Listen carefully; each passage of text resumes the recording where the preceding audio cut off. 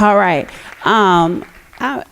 So first, it's what a privilege, and I'm not content with that not working because we know the words to "You Need Another Lover." You need Another hole in your head. So, baby.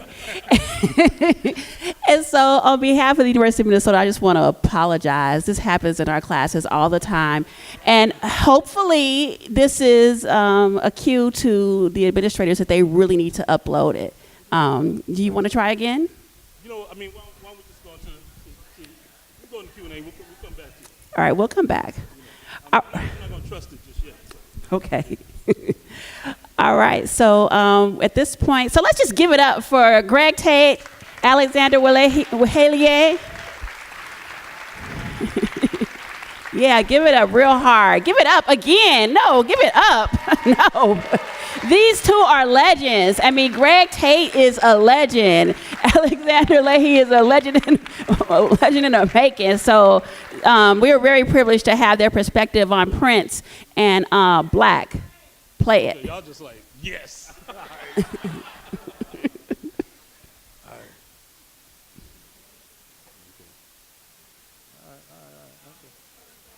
Unmute. Yeah, I'm gonna take it. There you go.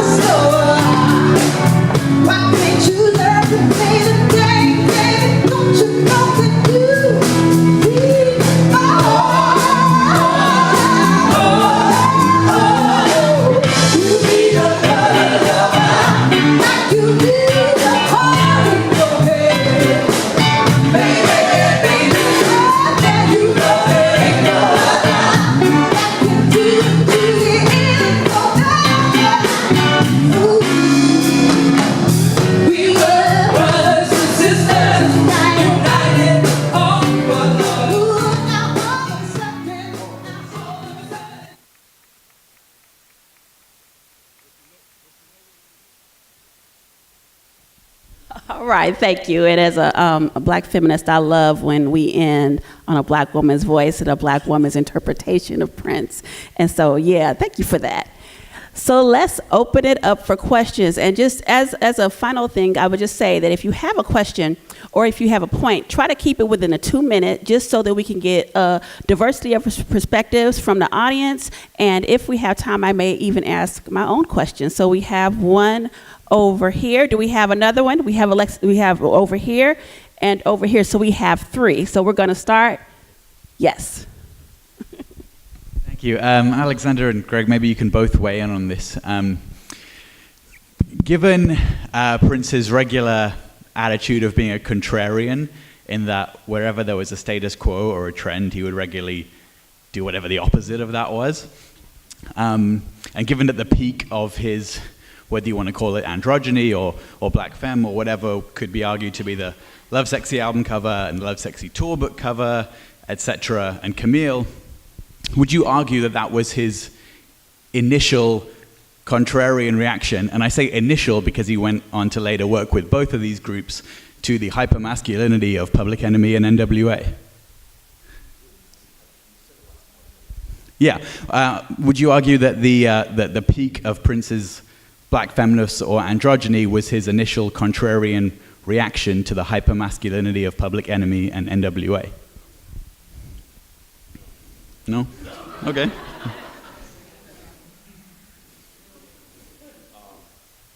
No, no.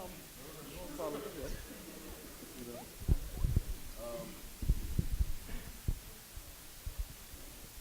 Yeah, I mean, I don't think we have any way of retroactively knowing, you know. Sure. I mean, I think that it's a provocative read, and I think if he had issued any statements in that direction at the time, you know, maybe we'd have a clear sense. But at the same time, I mean, it generates the effect of that that you're talking about, you know, given that particular moment, you know.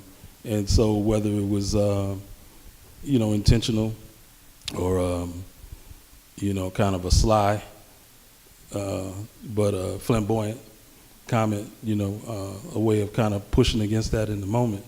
I mean, I think certainly the fact that you read it that way historically, you know, kind of places it as a marker in time of his expansive, fluid way of giving us multiple notions of black masculinities to reflect on, you know, inside of the culture of the music. You know? Yeah. I find it particularly interesting that it's the same kind of time frame as when he recorded "Dead on It," which was, you know, where he made some, you know, disparaging comments. The rapper's problem is that they're tone deaf, and then later on he, you know, of course later on he backtracked on that, but it all kind of happened around the same time. Well, I'm going to tell you something that one of the things that Prince did for me as a musician was he increased my respect for rappers as people who were doing rhythmatized speech in music. Because I said, damn, this is one thing in music that Prince can't do. Yeah, right, yeah, absolutely. I'm a rapper myself, like, so I just wanted to know that. This is one thing Prince is actually mediocre at in music, you know what I mean? So it made me have to rethink actually what was going on from a musicological standpoint, you know, with the MCs, with the lyricists, you know. Some of that really has to do with, I think, you know, I think by the time he gets to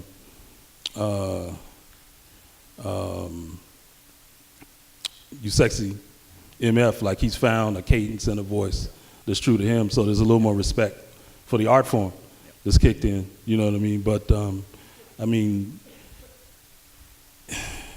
what makes MCs potent and powerful is that the words, as with his vocalizing, I mean, they're coming from the gut.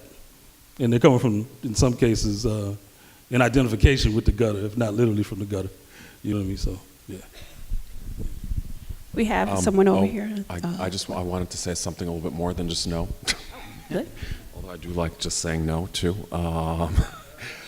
I reacted no because I think just to look at it that way simplifies it a little bit, because I think that there was always a spectrum, and it wasn't really that Prince was reacting against something. I think that a certain kind of more femme embodiment of all kinds of masculinities was more on vogue in the 1980s, so it was possible, but there were also other kinds of things going on at the same same time.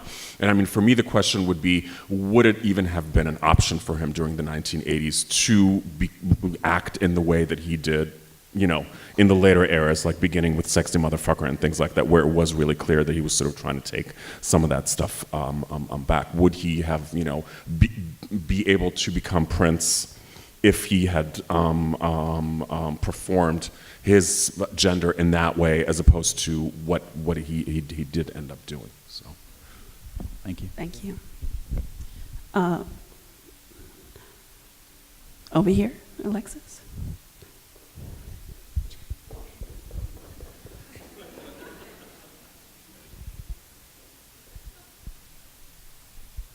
Thank you so much. This was amazing. I just wanted to ask if there was anything, especially for you, Alex, that you want to say in terms of the legacy of Prince's Black femme work, and also maybe possibly what you mentioned that you're writing through in terms of Anita Baker and Toni Braxton. If you want to say anything about Janelle Monáe's work on the Dirty Computer album.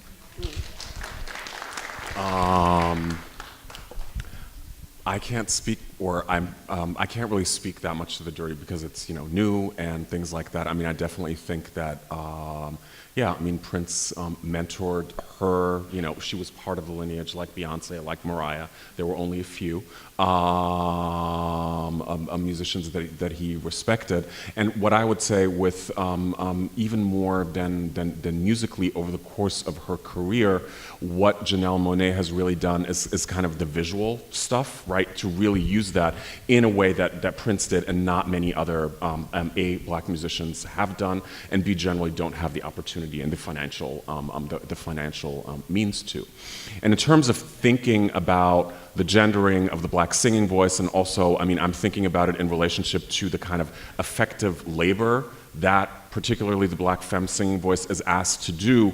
I mean, one of the things that I'm really trying to seriously hone in on in that is to really think about it. And I think Lamonda's presentation today was also really, really beautiful in that regard, and is coming at it from a different direction, but to really not necessarily honor in a purely positive way, but really try to find a language to talk about what Prince did musically with his voice, both technologically, but also in terms of in terms of performance. And that's why I think the kind of the cover versions and the sort of the black femme performers of Prince's work is really important, because in general he didn't really think of himself as a singer that much.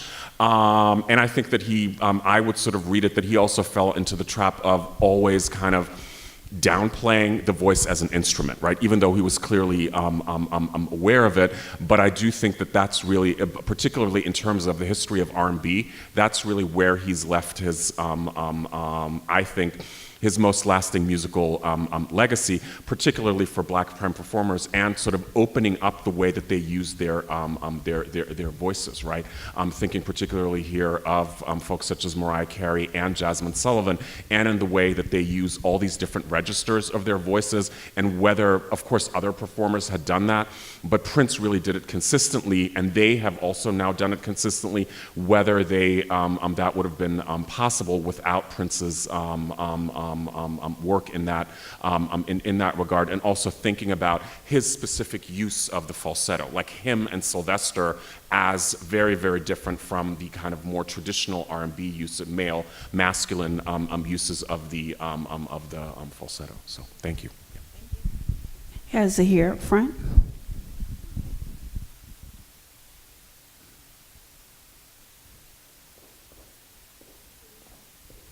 Yeah, thank you both.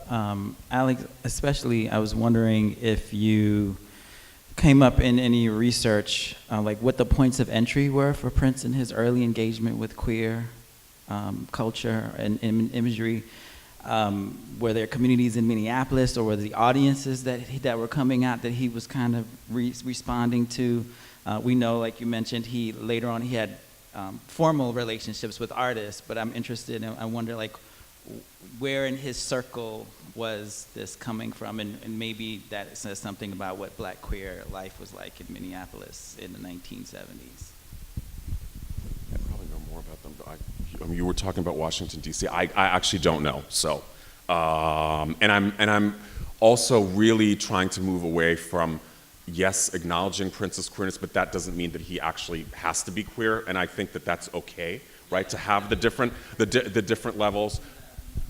But I think, you know, I mean, in terms of my own sort of reading of it, is that the kind of new wave R&B post-disco moment really opened up a lot of things, precisely because there was such a backlash in the mainstream against disco, that the kind of queerness of disco went in all these different kinds of directions. And I think that you know, new wave and sort of post-disco R&B were two of the main spaces where that where that went, and the kind of the way that I'm sort of reading it is you know, through the kind of bodies of white male queer singers such as Mark Allman, Steve Strange, et cetera, and so on, who are all white queer men, but sort of performing these kinds of very Caucasian versions of sort of funk and R&B, but that were also explicitly queer, and even someone like Gary Newman, right, and the kind of sort of roboticness and craft work and the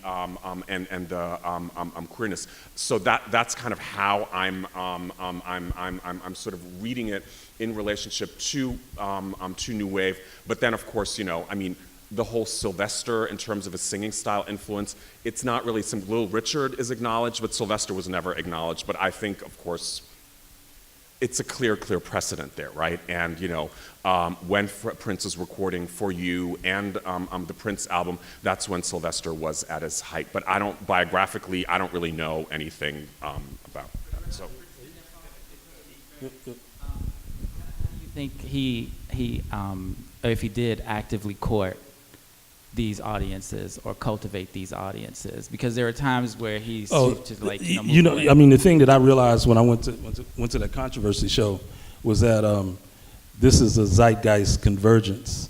In a way, this audience had been waiting for him, but they were already there. Because DC in the late 70s, early 80s, I mean, had like a serious black male and female like club scene, you know what I mean, and serious havens for folks.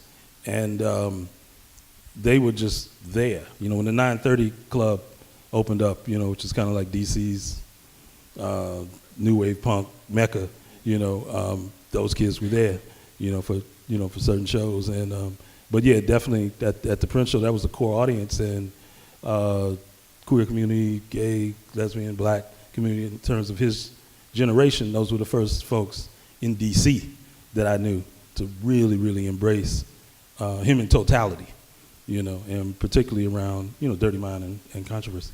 Yeah.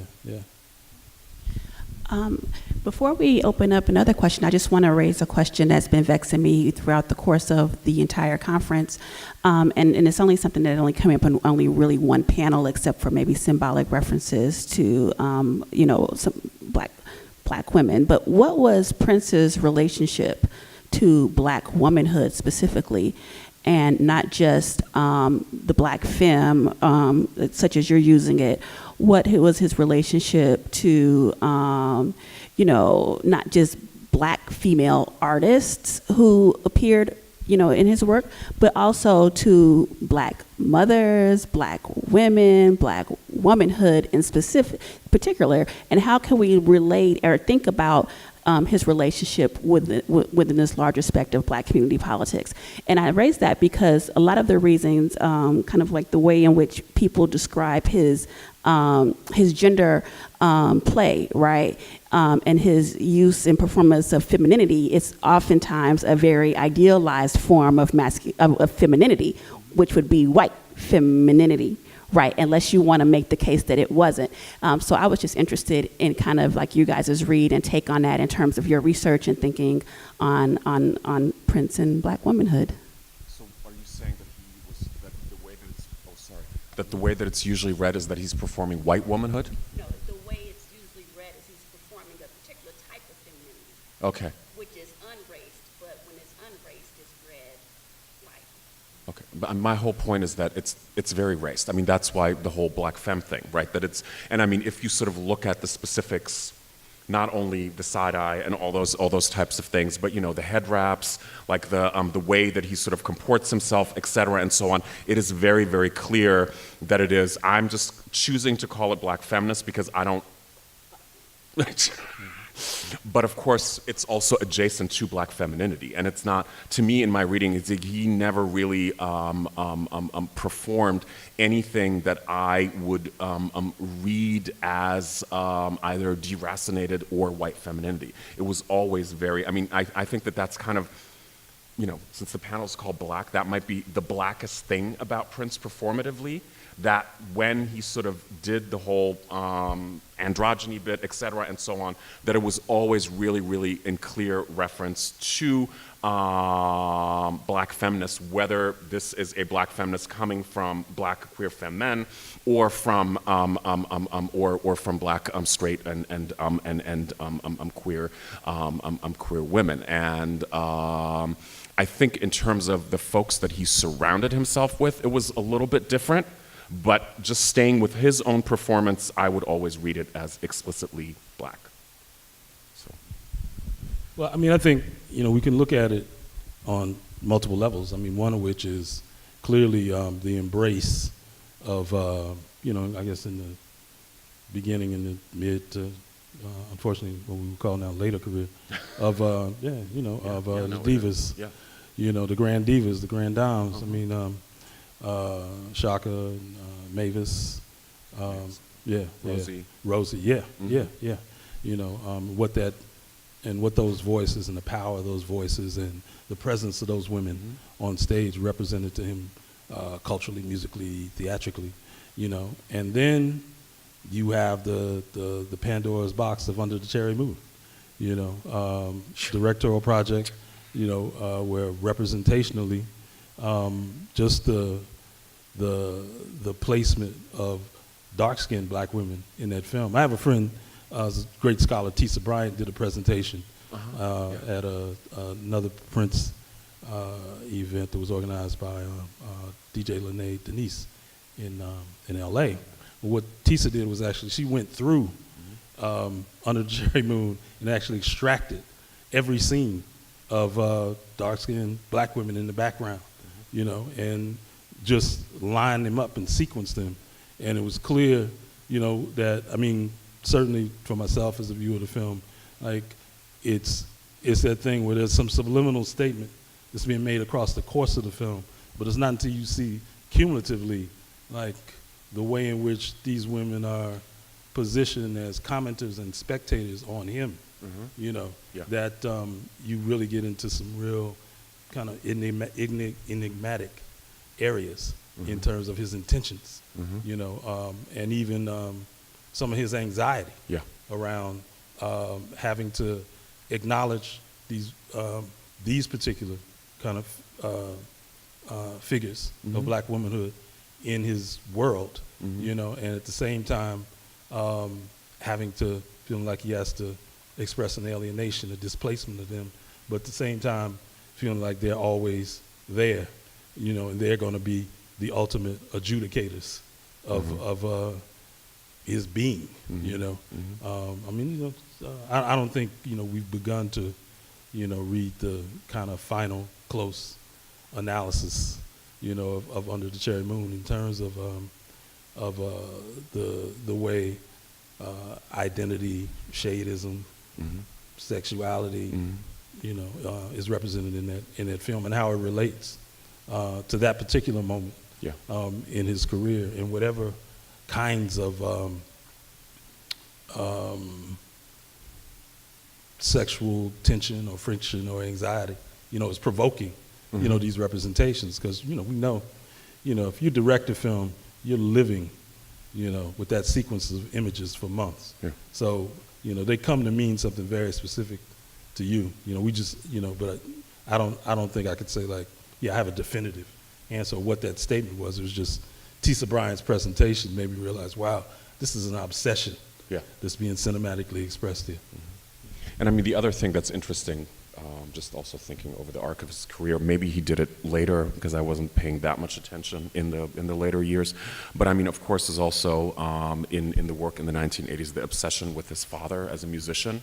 But of course, his mom was a singer, right? And as far as I know, and maybe others know this better, there's never an acknowledgement. And that might be some kind of interpersonal bullshit, like I don't know, but it is really striking that there's never any kind of reference to, even in the various origin stories. And of course, there's, if we read it strategic or not, there's her complete erasure in that moment in the early 1980s, where at the very least he is he is not denying when people approach him and say, and assume that he's that his mom is not that his mom is not white. That his mom is white. I'm sorry. There's no kind of discussion of his mother throughout the whole conference. There was nothing that I noticed that was explicitly about his mother or the present absence of his mother either. So that was interesting. But we are, unless there is someone who's pressing for a question, who really has something that they need to say, we have to bring it to an end. So let's give it. Thank you all. Thank you.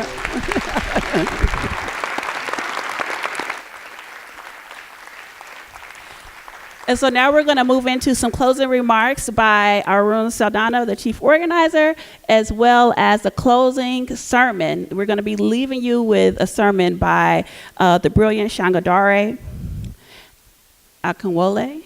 And so if you guys can be patient for just a few more minutes, we'll go ahead and bring it to a close. I just want to Brian Smith, who's been you all know him. Please give him a round of applause. I want to thank all my collaborators. There's a whole list of them. Please refer to the program booklets or the app. I also want to say a big thank you to Mary Plaster, who I didn't mention, who failed to mention on the Monday when I did the long list of people who I did need to thank. She was the creator of the Prince puppets. So she's got an amazing story. So please have a look at that story.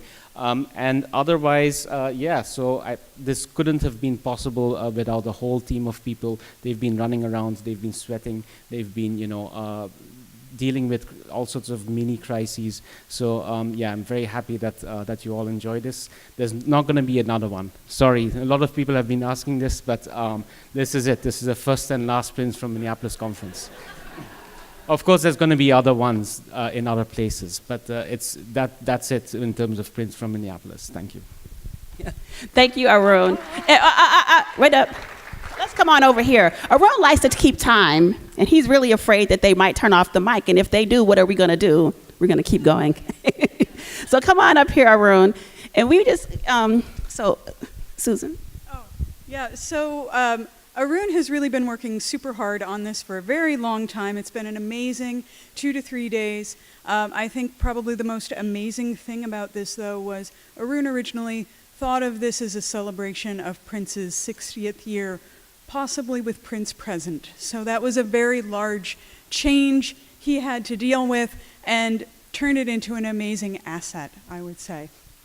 He's worked super hard and been super modest, and we all just wanted to extend a small token of thanks to him for his hard work.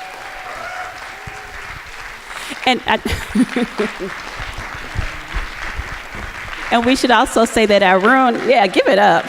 And there will be another one. Arun just won't organize it. Up here. Go ahead and open it up.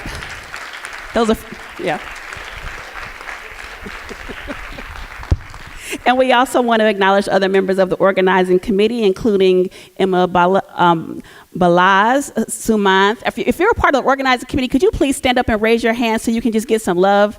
Emma Balaz, Sumant Gopinath, Megan Mell, Elliot Powell, who's on a plane, Brian Schmidt, who did so much work. Where's Brian? Extra love to Brian, Tom Swiss, and Suzanne Went, who presented the picture. The gift to Arun.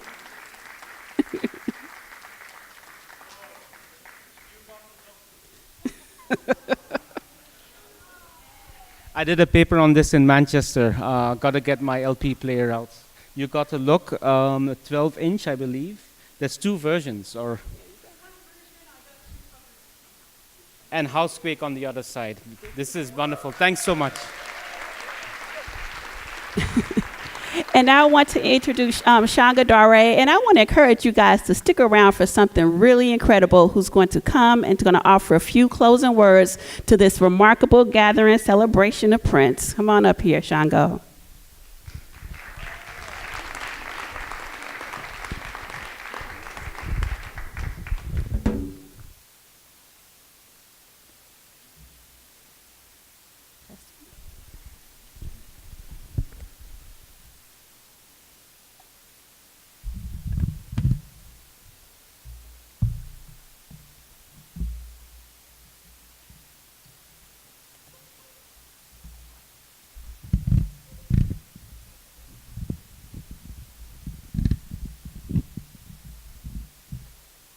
Let the church say amen.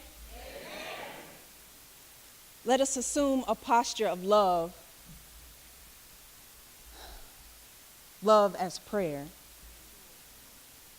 First, giving honor to our divine parentage, the oneness, love, the infinite, the unified field, the great spirit, the divine indwelling intelligence, the creator or guiding light or guiding influence as you see it in your own life and in your own language. We give thanks. I say Mojuba to our ancestors, known and unknown, named and unnamed. Mojuba to the ancestors of this land, known and unknown, named and unnamed. Mojuba, we pay homage. For all those gathered, we give thanks, and we invite, we call each one. We call us each one to the highest vibration, the purple one, the crown chakra. And right now, I invite us all to see the purple one.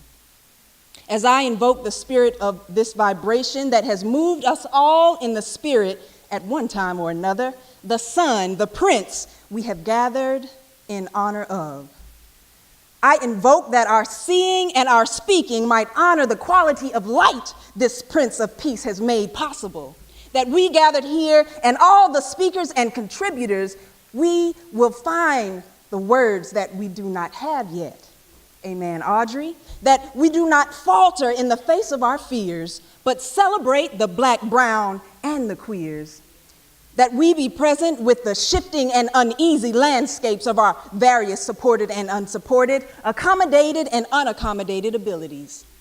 That we answer the call to do our purple work here these few days and in all the days to come. Join me. I call you right now, the high vibration that lived and moved and had its being in the form of Prince Rogers Nelson. I call you because the ceremony must be found for the liberation we seek. Amen, Winter. And I declare right now that we are in it.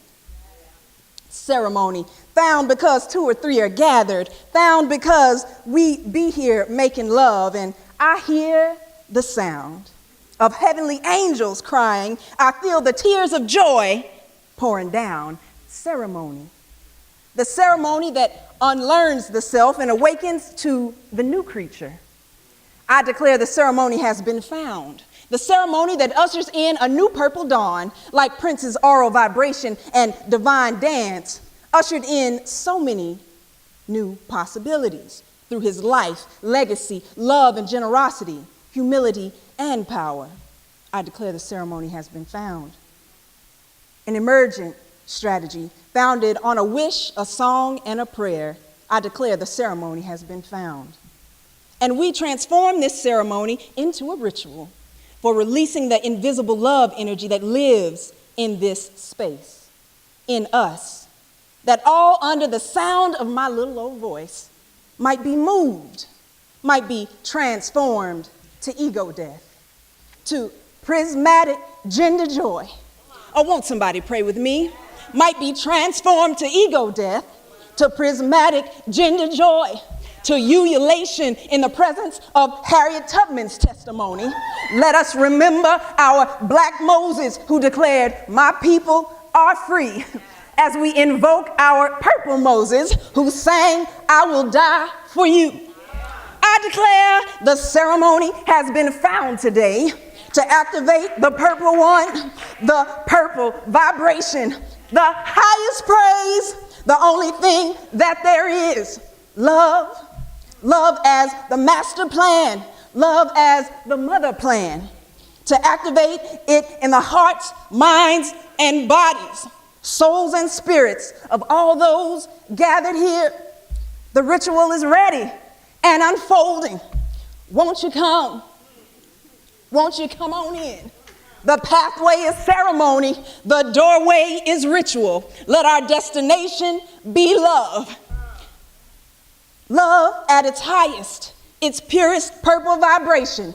Let it draw out the greatest sacrifice that we might be able to sing like Prince. I will die for you.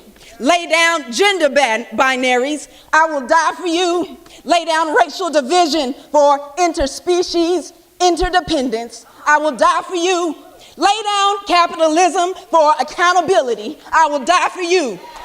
Total transformation, y'all. Transformation in an instant, like the lightning bolt. Amen. Ashe, Shango. And when the ego tries to hold on and asks us, what about the costs? Homies, lovers, friends, and family. The costs. Respectability, retirement plans, and tenure. The costs. Let's love the ego, but don't let it drive. Put it in the back seat.